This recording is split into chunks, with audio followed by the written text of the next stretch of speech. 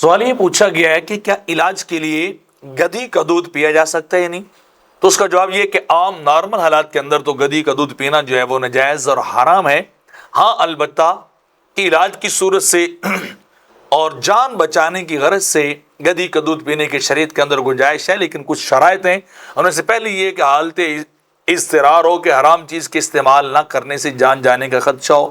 کچھ اسپیشلسٹ انتہائی جو ہے وہ حاذق آدمی آپ کو مشورہ دے کہ آپ یہ چیز جو ہے وہ استعمال کر لیں، تو پھر وہ بقدر ضرورت آپ استعمال کر سکتے ہیں، اس سے زیادہ نہیں کر سکتے۔ ایک دوسرا یہ کہ پھر اس کا کوئی متبادل حلال چیز موجود بھی نہ ہو، صرف وہ حرام چیز ایسی اس کو سجیسٹ کیا گیا ہو کہ آپ اس کو استعمال کریں تو آپ صحت یاب ہو سکتے ہیں یا آپ کی جان بچ سکتی ہے، تب ہے۔ اور تیسرا یہ ہے کہ وہ اس سے لذت اور سواد حاصل کرنا مقصود نہ ہو، بلکہ علاج ہو، علاج کی کرنا ہو اور کوئی نہ ہو۔ اور چوتھا یہ کہ وہاں کوئی آپ کو طبیب حاضر جو کہہ دے۔ یہ فتاوی ہندیہ کے اندر بھی اس طرح جو ہے بیان کیا گیا ہے، اما الامار الاہلی فلا محرم کذالک لبنہ، ان کا کھانا پینا حرام ہے، ان کے دودھ کا۔